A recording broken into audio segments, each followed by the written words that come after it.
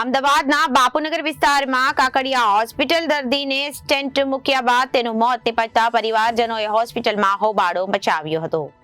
અમદાવાદના અમરાઈવાડી વિસ્તારમાં રહેતા પરમાર અરવિંદભાઈને વ્યક્તિને મોડી રાત્રે દુખાવો થતા હોસ્પિટલમાં સારવાર માટે લાવવામાં આવ્યા હતા।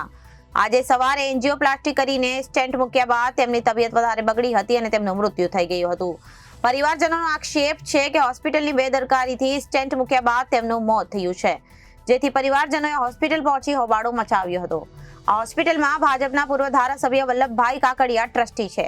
ભાજપના નેતા પૂર્વ મંત્રી એવા વલ્લભભાઈ કાકડિયાની હોસ્પિટલના ડોક્ટરે હજી દર્દીનું માં કાર્ડ આવ્યું કે તરત જ નળી બ્લોક હોવાનું કહી ઓપરેશન કરી દીધું હતું।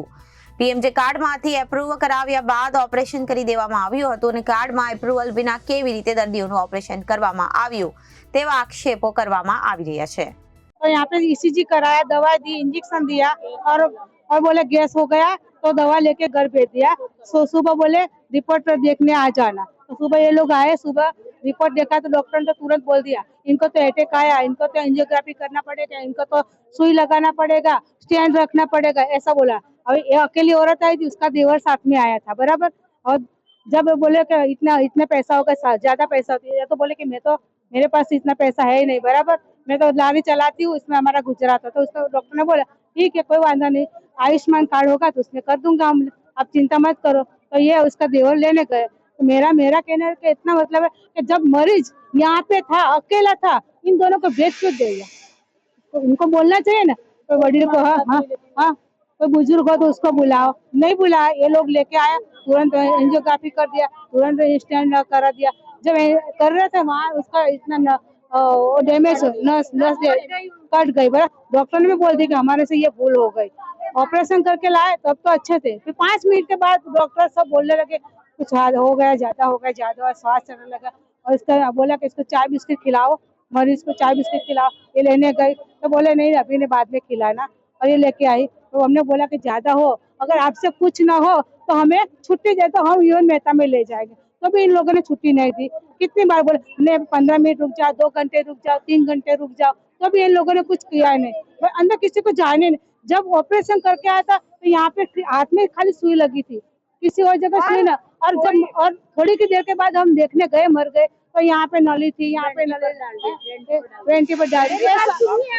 ये जो घटना घटी है डॉक्टरों के कारण ही घटी है। हाँ, डॉक्टर ने नस काट दी। आपको बता रही हूँ, डॉक्टर ने नस ऑपरेशन होता है, उसने स्वीकार किया है कि मेरे से ब्लड कट गई है, डॉक्टर ने काट दी। यानी ये पूरी जो गंभीर जो बात है पूरे डॉक्टर के कारण ही हुई है। हाँ, डॉक्टर ने ही बेदरकारी है। डॉक्टर ने चाय का बोला, करवाते हैं, उसके बाद 3 या 4 घंटे बाद चाय नाश्ता का बोलते हैं। उसने तुरंत कैसे चाय का बोल दिया?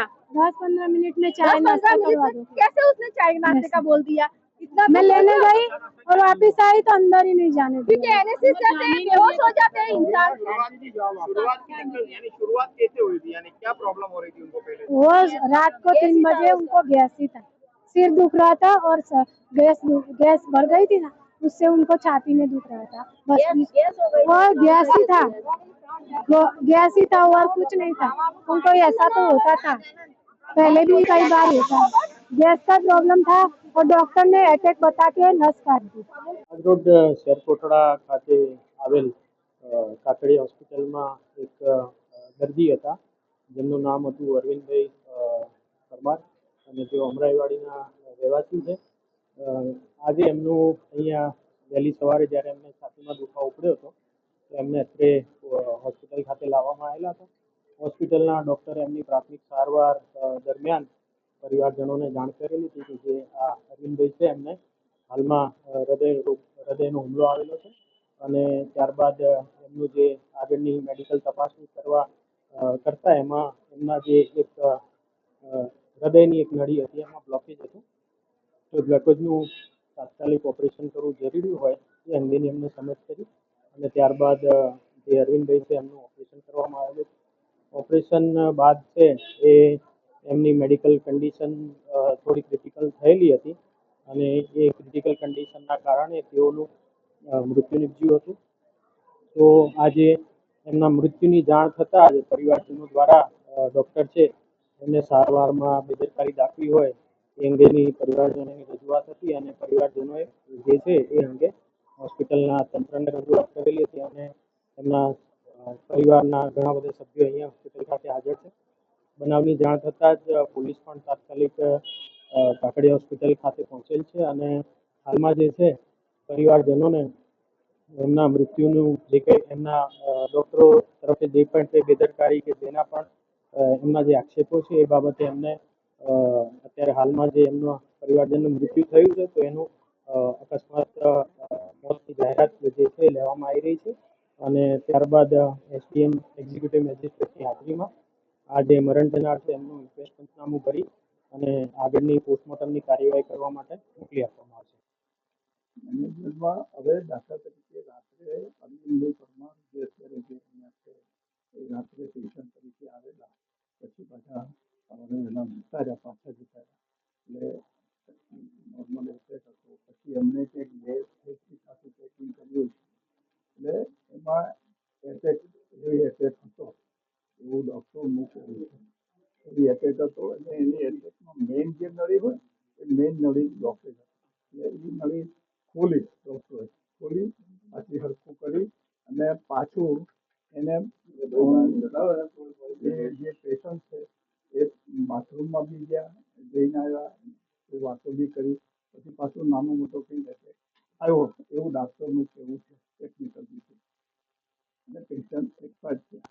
મને એમના સંબંધીએ મને ફોન બી કર્યો હતો સાડા 3 સવા 3 કે ભાઈ સવારે કોઈ ડાક્ટર હાજર નથી.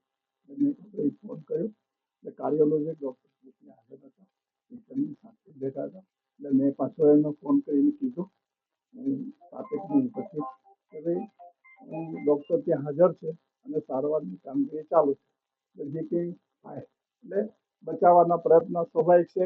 હવે અમે તો અહીંયા સિસ્ટમ એવી છે કે કોઈ પણ દર્દી ઇમરજન્સીમાં આવે એટલે પહેલાં સારવાર સીધી જ કરવી છે. કોઈ દિવસો કે પૈસા છે કાર્ડ છે કે નથી એ કોઈ દિવસ કરતા નથી. અમારી તો સંસ્થાની આ વર્ષો પરિવારજનો બેદરકારીનો આક્ષેપ કરે છે ડોક્ટરો ઉપર. આ અંગે મેનેજમેન્ટ શું કાર્યવાહી કરી છે? એ અમે તો એવું કહેવા માંગીએ છીએ કે ભાઈ આ પોસ્ટમોર્ટમ કરાવડાવો અને પોસ્ટમોર્ટમ થશે અને એમાં જે કંઈ નીકળતું હોય ને જે કાયદેસરની કાર્યવાહી પોલીસ થશે એમાં અમે એમાં સપોર્ટ કરવા તૈયાર છીએ. બેદરકારી દેખાડતી તબીબો સામે મેનેજમેન્ટ કોઈ કાર્યવાહી કરશે નહીં જે કંઈ દાખલા તરીકે જે કંઈ કાર્યવાહી દાખલા તરીકે મેનેજમેન્ટની પોલીસ કરશે ને મેનેજમેન્ટ સાથે જે કંઈ અમારો જે આમાં દોષ લાગતો હશે કે જે દાખલા તરીકે જે લાગતું હોય કે ભાઈ ખરેખર કંઈ કરતા નથી એટલે અમે તો આ સિસ્ટમ અમારી અહીંયા છે કે જે કંઈ સારવાર કરીએ છીએ ખરેખર દર્દીને સારું કેમ થાય એ ધ્યેયથી કરી રહ્યા છે કે આ કોઈ અમે પોતે ડાક્ટરો છીએ સમજો અને 25 વર્ષથી આ હોસ્પિટલો ચલાવીએ છીએ.